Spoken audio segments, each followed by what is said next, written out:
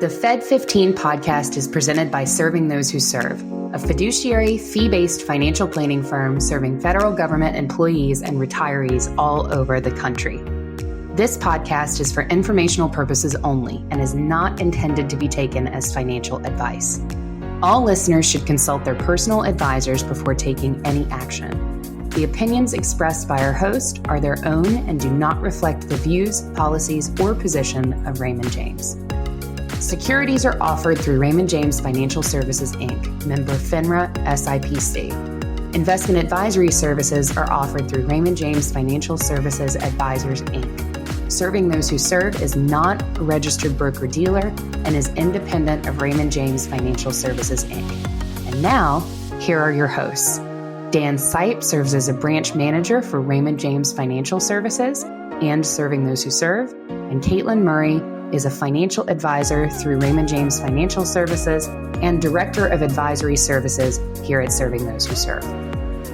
Hi, everybody, and welcome back to this week's episode of the Fed15 podcast presented by Serving Those Who Serve. Each week, as you know, we'll discuss the latest news and info that feds need to know in 15 minutes or less.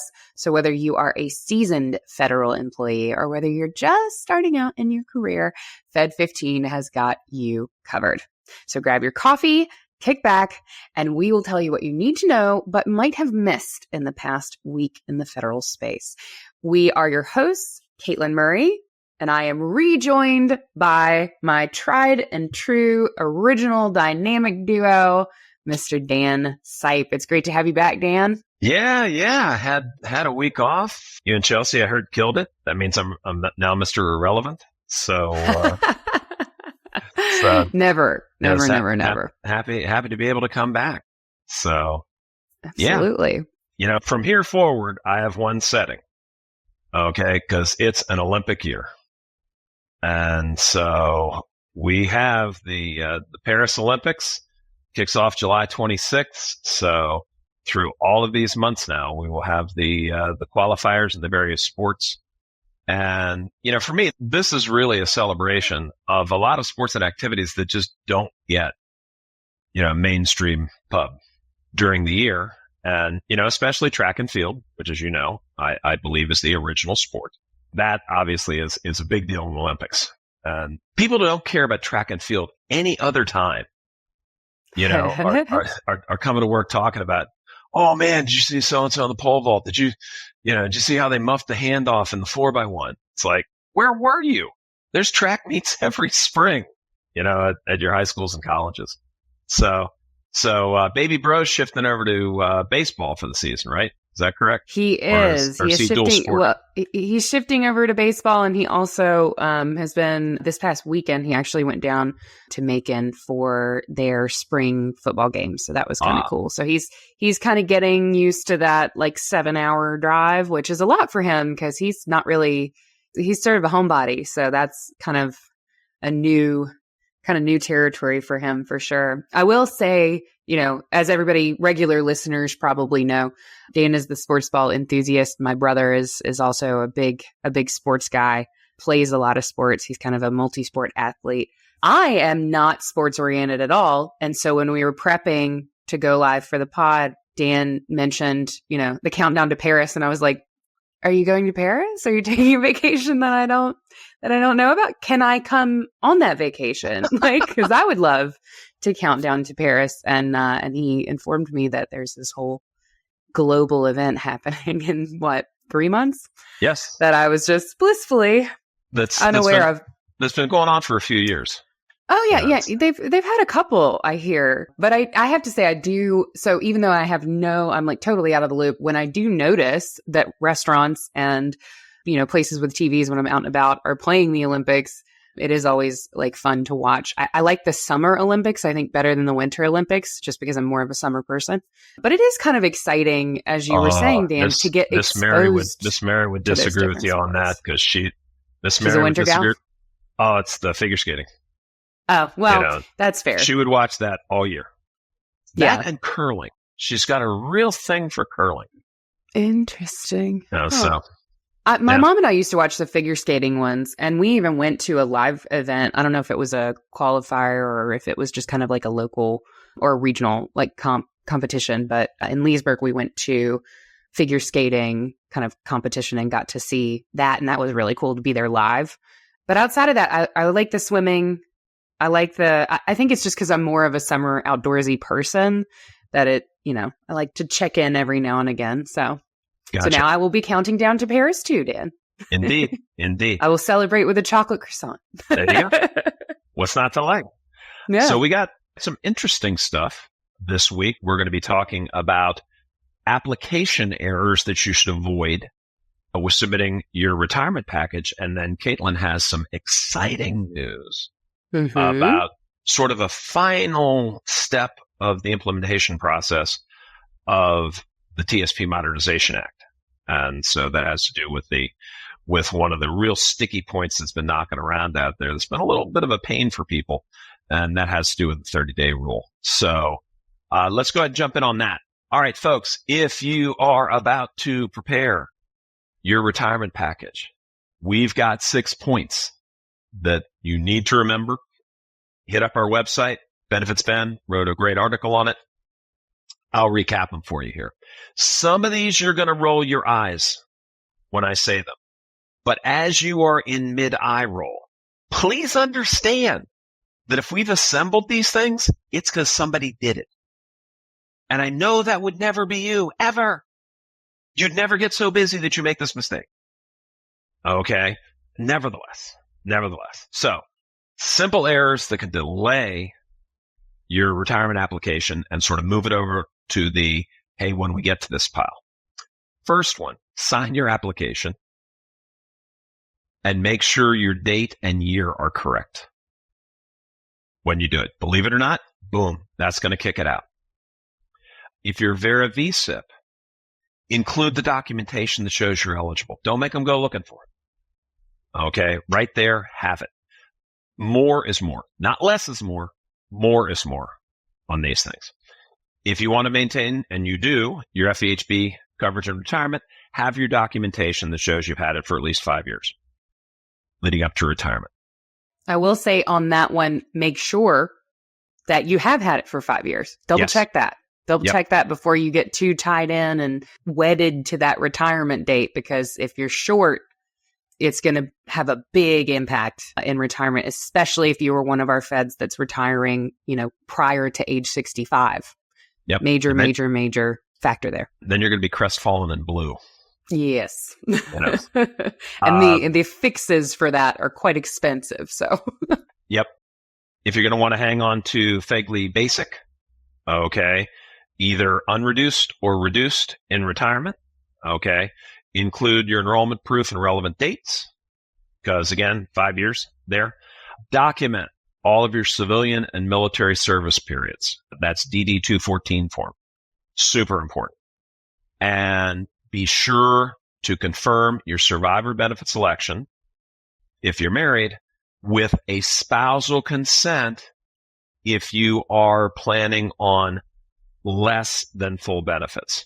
Because for our first folks, you can do 50% survivor or 25% survivor.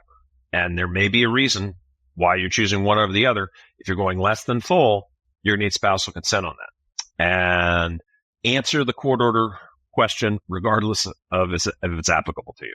Don't leave it blank, because again, that will cause a delay. So those all seem like things like, oh, really, Dan? I would never. Okay, I know you would never.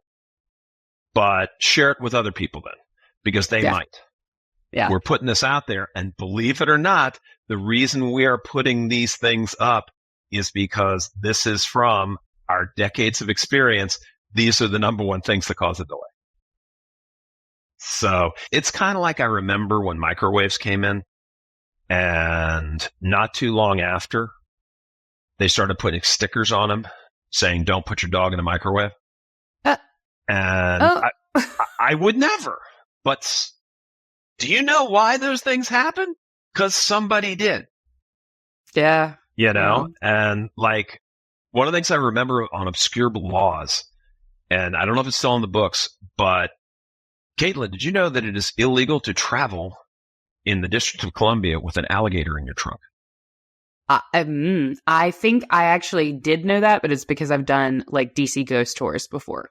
And those are kind of some fun. It's really interesting. No matter what city or county or jurisdiction you live in, if you look up some of those old historical laws, like there's a lot of funny ones that just have, technically they're still laws because they were never taken off the books. Yep. But I would love to hear some of the stories. I'm pretty sure that means somebody did it. Yeah. They had to have, right? So somewhere along there, I would love to hear the story as to why that got passed. Who was traveling with her pet alligator through DC. And I'm thinking, and I'm just spitballing here, that it probably had something to do with the alligator getting out. Probably. You know, I don't know that he was necessarily giving out candy in the streets, causing a disruption. Yeah. Because I'm thinking if you just put your alligator in the trunk, you went out, you came back, you took your alligator out, you took it back inside. Nobody knows. Yeah. Nobody's going to bother with you. But between you and the alligator at that point. If you're at Giant Food and you forgot you have the alligator in there and you open it up and you're getting ready to put your groceries in there and the alligator gets out, that's just going to be a mess. So, for sure. I could talk alligator laws all day, but but I'm sure folks would like to know about the change to the 30-day rule. So yes, take us there, Katelyn. So with this new update, I have to say the team here at Serving Those Who Serve is very excited about this update. The TSP is finally getting rid of the 30-day withdrawal rule. So you may be familiar, the way that things were kind of set up prior, the TSP in 2017 had already allowed active federal employees up to 4 qualified withdrawals annually and retired employees unlimited partial withdrawals. However, they were subject to a 30-day restriction. So with removing funds, doing a withdrawal or rollover from the TSP, you can only do 1 per 30-day period.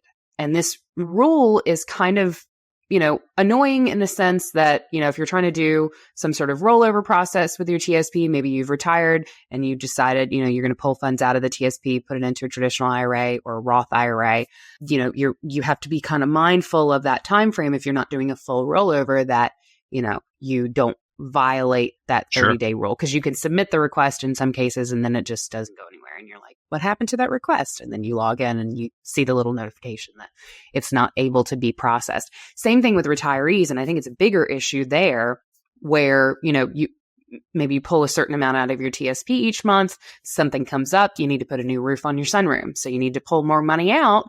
You go in to do that and you can't pull more money out on the 10th when you realize that you needed to pay, a down payment to a contractor to put a new roof on your sunroom because you already had, a standard distribution go through on the 1st. And so you have to wait until the next month to be able to pull those funds out. So what has changed now is effective May 15th, the Federal Retirement Thrift Investment Board has announced that 30-day withdrawal rule, that 1 withdrawal per 30-day period limitation is going to be removed.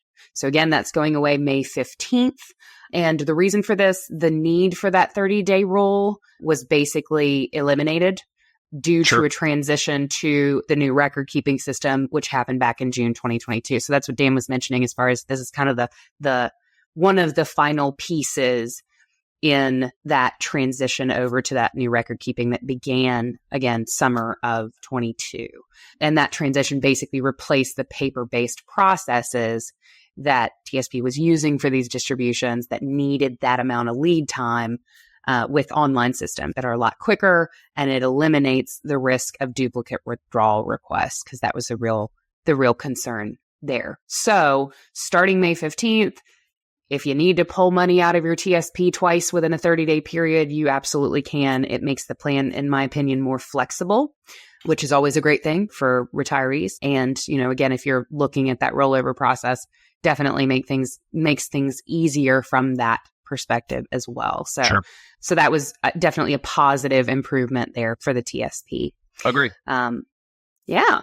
So I do also recommend, kind of going back to what Dan was talking about with filling out your federal retirement package. That article is really, really good. And even if you're listening to this episode and you aren't anywhere near retirement, if you know somebody who's retiring this year, I've got a couple of clients who are looking at making that transition before the end of the year, and I will definitely be sending them that article just to kind of look over, review. Of course, if you are a client, I know we have a lot of clients that listen to the podcast. If you are a client and you are planning on retiring, we are always here to help you go over that package. 100%. There's a lot of information there, and we need to make sure that all the T's are crossed and all the I's are dotted. But if you are not a client and you're listening to this episode, feel free to hop on our blog or forward that article to somebody you know who's looking to make that transition. Hopefully they can streamline their application and avoid any of those frustrating delays, because they can be quite an issue. We're here to help. Yes, sir. Well, I think that's all we have for today, folks. But we'll be back next week to bring you the latest updates that you need to make informed decisions about your career and financial well-being as a Fed. Absolutely. And be sure, so that you can catch next week's episode, subscribe to this podcast on our YouTube channel, also on Spotify, so that you never miss an episode. And please do remember to share it with your friends and colleagues. I know a couple of our friends who are federal employees are headed back into the office a couple days a week now.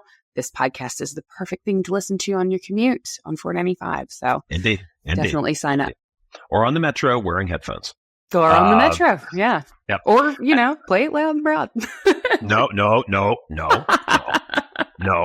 The opinions of Katelyn Murray regarding playing music and our podcast on the metro do not necessarily reflect. So for more information on the topics covered today and more, be sure to check out our blog. That's blog.stwserve.com. Subscribe to the newsletter, The Weekly Serving, to get all the latest news for Feds delivered straight to your inbox. Don't have to go looking for it. Absolutely. And for those who want to dive even deeper into learning about your federal benefits, we have something for you. We encourage you to join us for one of our complimentary webinars. We have Understanding FERS coming up on May 2nd from 1 p.m. to 4 p.m. This is a cornerstone webinar for us.